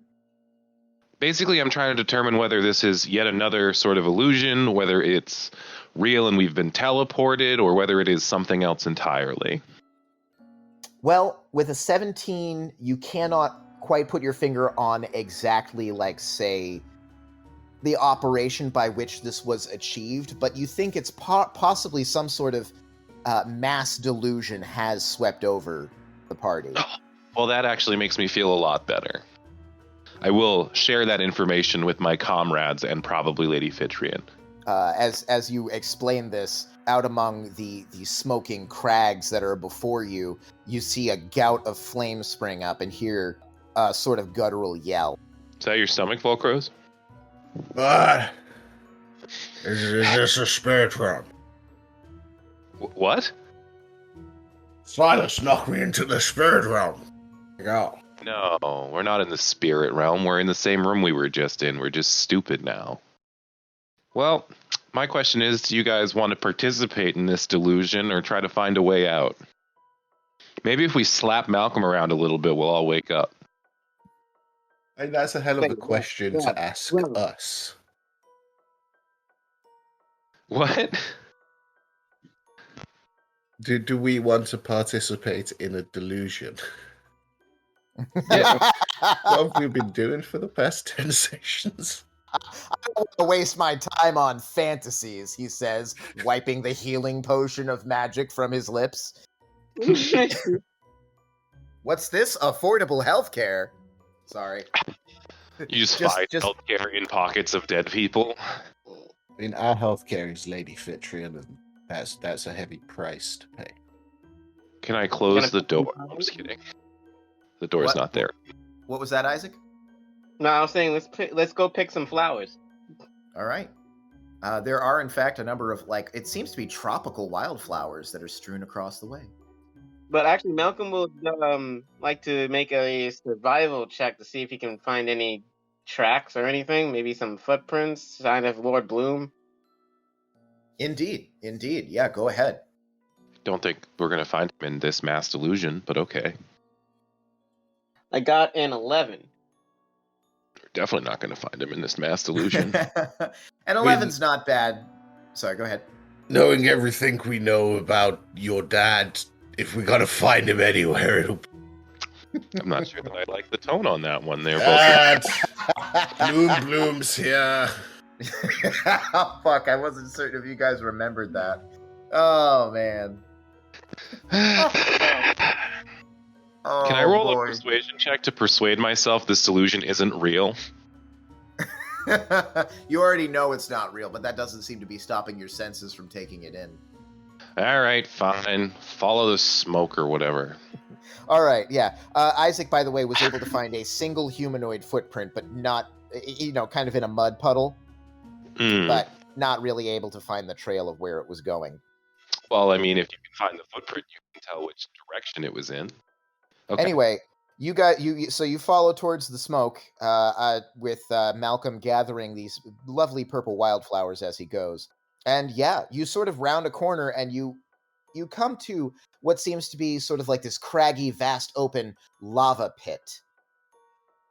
Just like this sort of like open volcanic activity, this open geological phenomenon. And there, rising up and out of it, is this massive... Giant snake. Giant. Snake.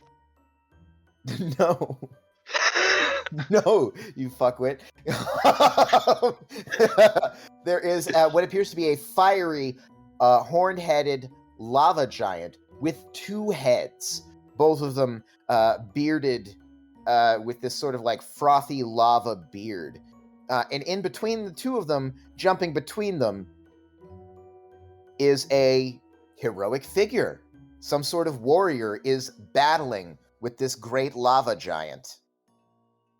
Maybe we did find Lord Bloom. Is it me? You're right here. Even if it was you, it's not you. Yeah, I'm very confused by that statement. All right, well, can we identify this warrior? Yeah. Can we see him? Race, class, weaponry, anything? Or is he too high up because the giant's just so big? Right now, you're about 70 feet away from this guy. From where you're at, you can see that it appears to be a human or potentially half-elf persuasion, and it's a young warrior. So is Lord Bloom trapped in a delusion where he's young again? Maybe. Yeah. He is sweaty and bloody and panting and heaving. To his credit, the giant monster also appears to be quite injured. They are doing majestic battle with one another. As you look, one of the heads breathes fire onto this mysterious warrior, and he manages to mostly dodge out of the way. Mostly. I think we should approach and maybe try to start a conversation, because just looking at this situation, I don't know who the good guy is and who the bad guy is. Fair What? enough. Just because a guy is a giant lava giant covered in 2 heads doesn't mean he's a bad guy. And if He I looks don't know, like he's getting ready to destroy Asgard. what is that? I'm not sure. They Okay. guard as. It's like a shield that you wear over your butt. Oh, the Asgard. Those are important. How close do you want to get?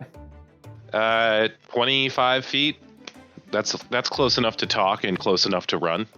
Okay. Well, I will say, if you're going to get close, you're probably going to be entering initiative, even if you don't intend to fight. Oh, then that's fine. Sure.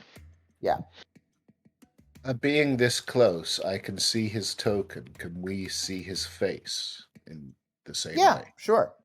I'm not sure how Vokro would verbalize this. Then maybe Vokro isn't sure how Vokro would verbalize this. Wait, that's not me. Gonna turn to Gaspar. That's you. What? That's you, isn't it? He looks like you. Is it me, Adam? It's not you, although there is definitely a striking superficial resemblance. It's young Lord Bloom. It's young Lord. It's got to be. Because you know how you keep Lord Bloom occupied? You give him back his youth, and you give him an unbeatable demon. That's it. He's going to be out of it for a while. What is potentially young Lord Bloom casts an eye back at you and shouts, "What are you doing? Get away from here! Can you not Why? see this massive demon?" Can you not see that you're in a massive delusion? I told you we'd find him in a delusion. Fuck you. The man loves his weed, man. Gaspar refuses to take the situation seriously because he knows it's a delusion, even though he's pretty sure if you die in the game, you die in real life. I'm not adding. Okay, so yeah, go ahead and put yourself into the initiative just so that you can talk between the attacks. I rolled like a 4. Really? Yeah. What's your total? Yeah. Oh wow. I mean, Okay. no, sorry. I got a 6. I rolled a 2. I have a +4. All right, I got an 8. All right, this is weird, but we're gonna do it. If I had a nickel. So momentarily distracted by you guys, this massive demon takes the opportunity. A sort of like a whip of sorts forms into his hand, composed entirely out of lava. What? Look out. Oh no! Look out! Yeah, that's a 19 to hit. That is going to hit. Yeah. So what is potentially young Lord Bloom takes a sudden a raking attack to his back as an explosion of an explosion of lava. As an explosion. He was supposed to be dead. An explosion of lava bursts across his back, and like this, these sparks and flecks of fiery nature, and this sudden blasting smell of burning flesh.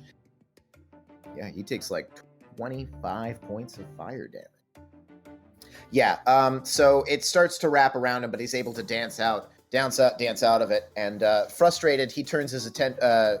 The young Lord Bloom turns his attentions back to the giant creature and shouts, "Come away from here! If you know what's good for you, I can't be looking to protect you at the same time."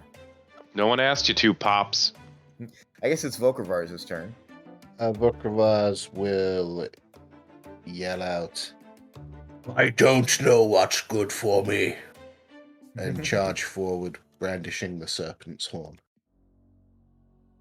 Excellent. Question. Do you still have Yes. Spirit Guardians up? That's up to you. It's 10 minutes. So You know have 10 minutes passed. I was putting it down to like the last minute for you guys having investigated the room. And then between that, you know what? I would say, honestly, in the flash that it, like, the brief moment of almost, like, between consciousness, you probably lost concentration on it anyway. Is there concentration? Yeah, it is concentration. Yeah. So, okay, so let's say Plus, you don't have he's stuff still. he's off his gourd at the moment. That's true. That is very fucking true. All right, go ahead and hit it with the Demon's Horn. That's only a 13. It's can't have that big of an aim. It's giant. You got to have some sort of buff to hit it. You're like, Unfortunately, unfortunately, it isn't quite enough to hit this thing. No, but you suck. Oh, well, that's his charging attack. okay. Oh, very well. I suppose if you want to help, I'm not hardly one to stop you. Yeah, you look like you got your hands full. With his sword in hand, this new individual is going to sort of like run up the side of this thing. The sword, as he brandishes it, glows, and he sort of like swings up to the shoulder of this creature, and he is able to bury it in the sort of like the neck and shoulder joint of this guy. Sick. For 11 points of slashing and 1 point of radiant. Fucking abysmal. It roars. He pulls it out and he stabs again. Yeah, that's a hit. 4 points of slashing and 2 points of radiant. Wow, really not rolling well on the radiant. And he is standing astride the shoulders of this giant's, with one hand on its horn. And it is Malcolm's turn. Now, you can talk or you can fight. Vokrvars is just kind of taking matters into his own hands. I think the best thing we can do is help this guy kill this thing, and then we can talk to him. Agreed. Firebolt probably is not going to do much there. Let's tell you that much. Let's see here. Yeah, fire type spells don't see as much traction in lava fight. In demon fights, mostly actually. Then I shall use Eldritch Blast. Alrighty. Hit him. Do I have to choose between the heads? I don't think it makes that much of a difference. No. Okay. It is a central hit point pool, so. Okay, I have a 15 and a 23. All right, both of those will hit. All right, let's see what we're working with damage. Got a 2, and I got a 10, so that will be 12. Alrighty, 12 points. Blast hits it sort of like right in the face, and it sort of like recoils very, like almost in slow motion. It's so large, and it shrieks. Bitch. It is Gaspar's turn. How far away are we? You're about 25 feet. Everybody else All right. is kind of rushed up. Does it count as one creature, right? Counts as one creature. Oh, delightful. It needs to make a wisdom saving throw. 24. Never mind. Good game, everybody. Okay. Good game. All right. Wacky fun. Was that a high roll, or is it just very wise? You don't know. That's why I asked you. That's true. Anyway, anything else for your turn? I'll draw my sword and move closer. Sounds fun. How much closer? I'll probably stay a good 15 feet away. Okay. 15 feet away, and you are actually next to a boulder that you could hypothetically hide behind if you wished. Fuck it up, let's do it. Cool. Gaspar will remain unenthused for the duration of this illusory combat. Amazing. It is the turn of the massive fire giant, the massive two-headed fire giant, with a roar that starts off as a low groan and ends up basically destroying your eardrums. It plants one massive glowing hand into the turf, immediately between Vokrvars and the young Lord Bloom. And it actually pulls itself up the slope, and it stands toweringly over you all. It actually steps over Vokrvars and Lord Bloom, and it has actually ended up in between all of you. The whip that was in its other hand goes sort of amorphous for a moment, and then forms instead into a massive hammer. Oh, fuck. It is going to make a cleaving swipe It's gonna make a cleaving. It's going to make a cleaving swipe. So it is basically going to attack both the young Lord Bloom and Vokrvars with a single movement. Does a 26 hit? Let me just double check. Yes, it will. Young Lord Bloom is going to take 22 points of fire damage. Vokrvars is going to take 22 points of psychic damage. And I shall also need a dexterity saving throw from you. Well, that's concerning. I probably shouldn't ask the question. Is this still at disadvantage? Yeah, unfortunately, you are still at the poisoned condition. That's Skill a and ability 12. checks.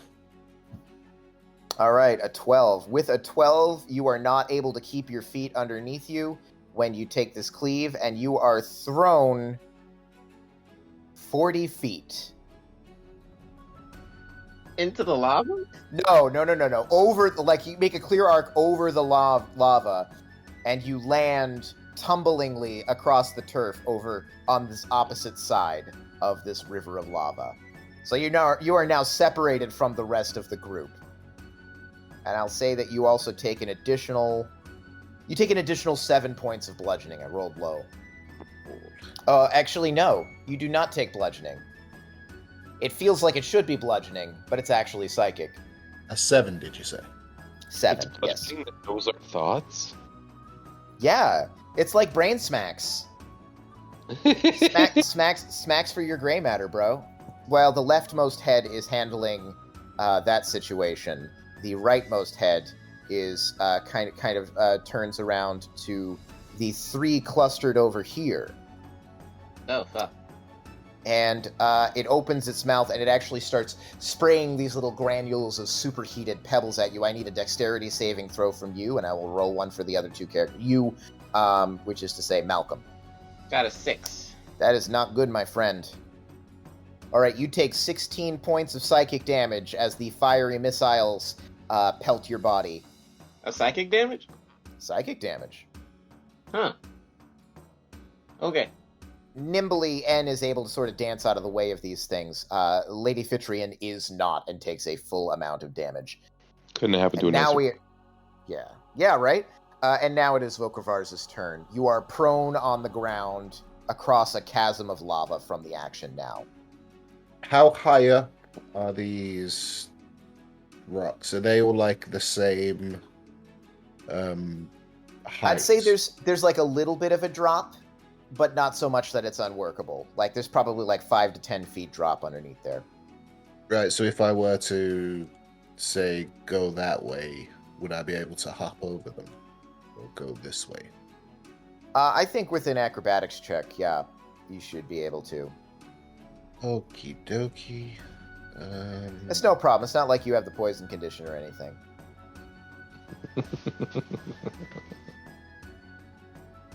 Here's a question. Mm-hmm.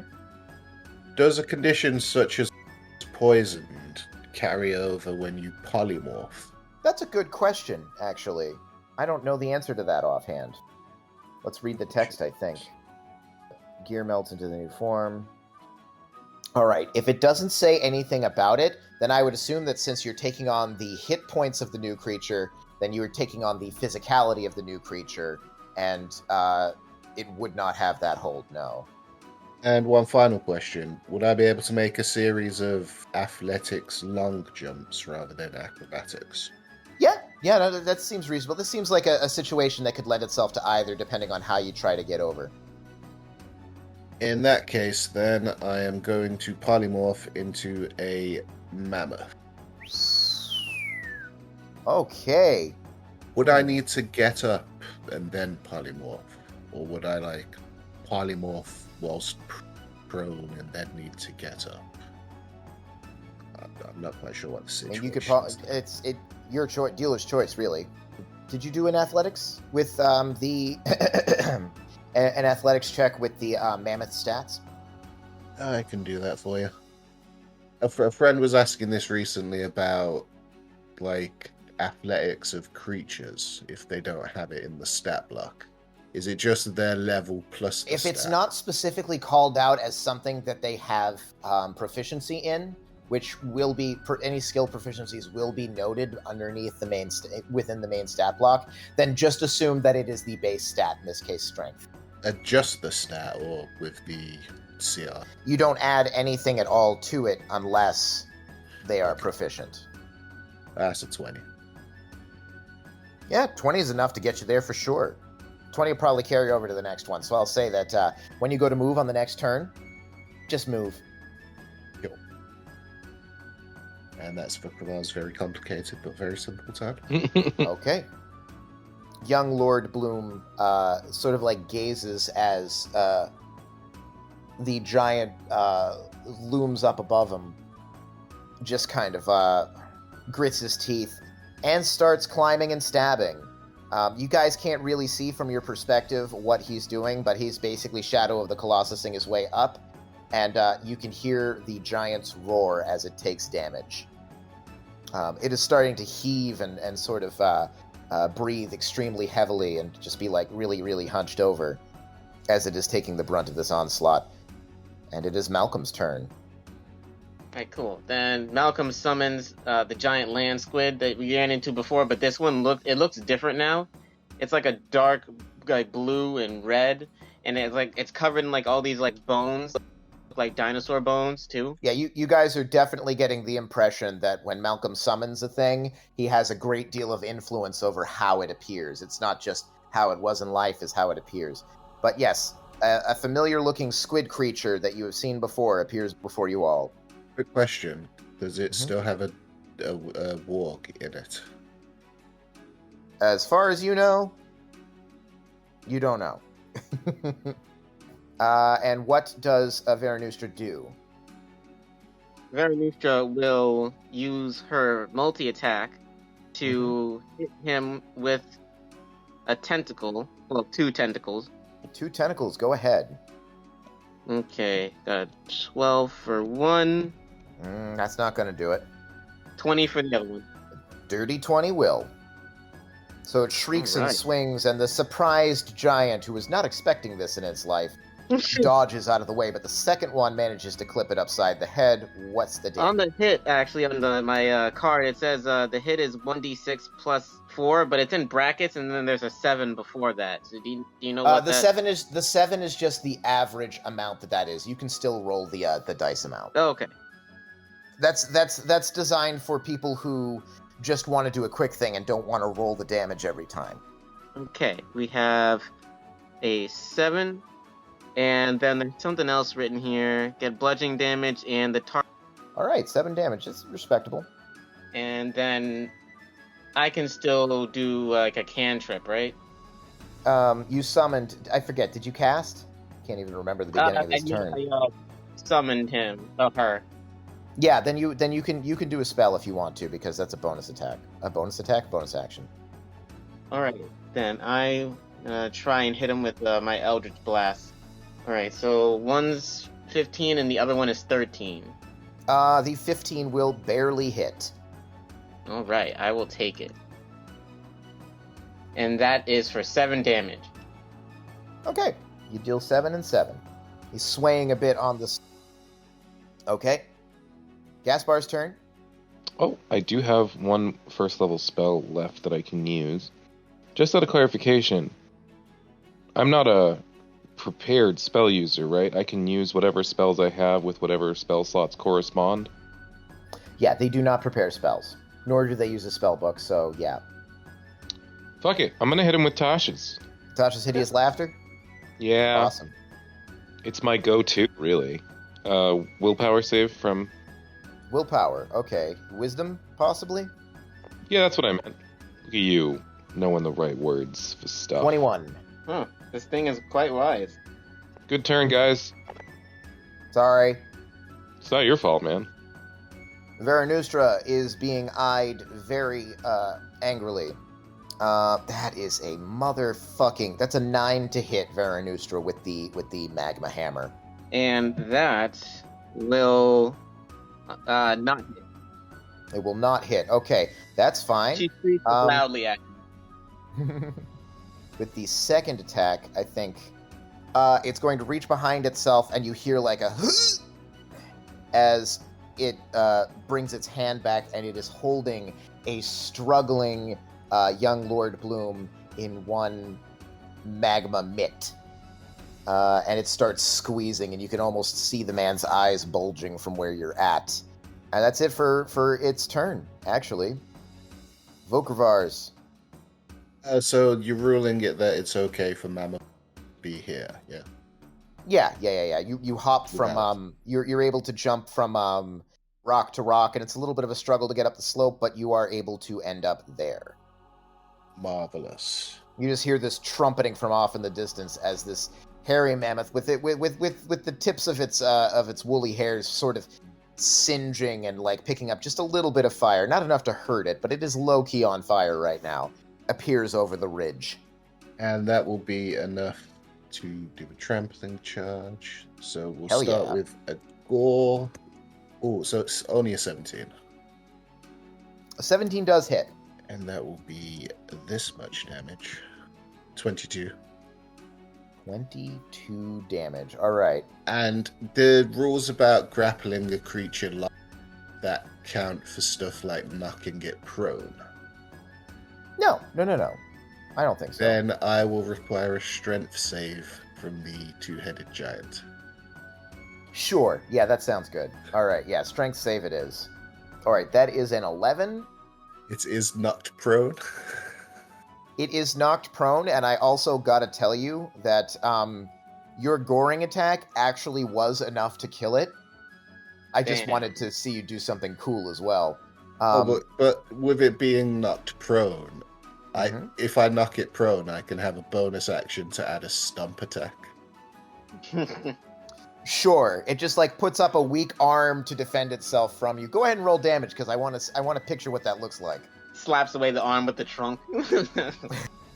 That's an extra 23 damage. God damn, this thing is like a red glowing paste under your elephantine feet. Oh, Polymorph is so broken. Young Lord Bloom is clenched in one fist of this creature.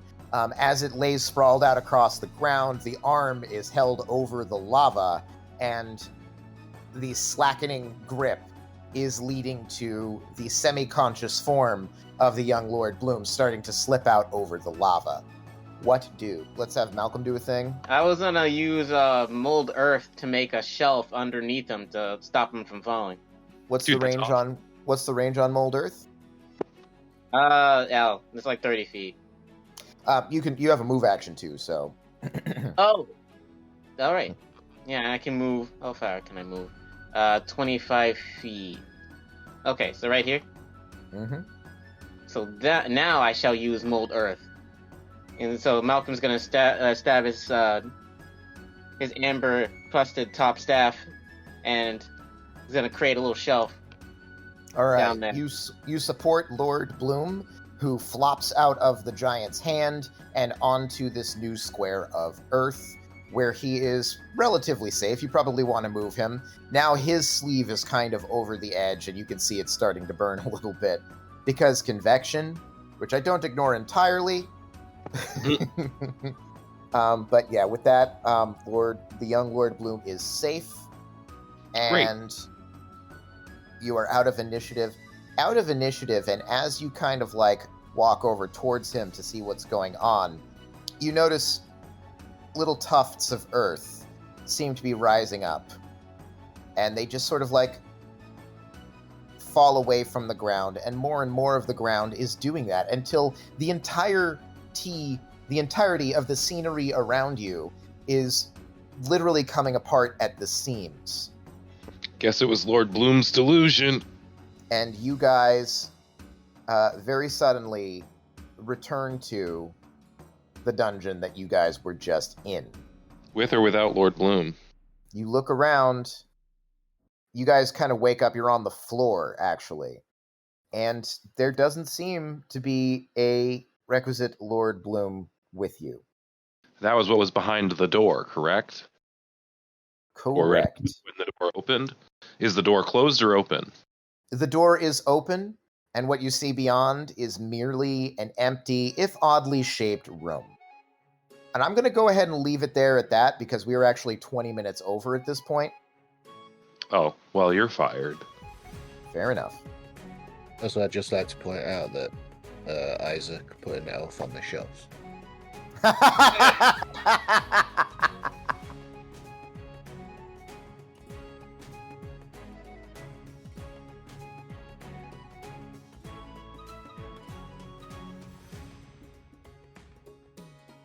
Okay, what do you do now?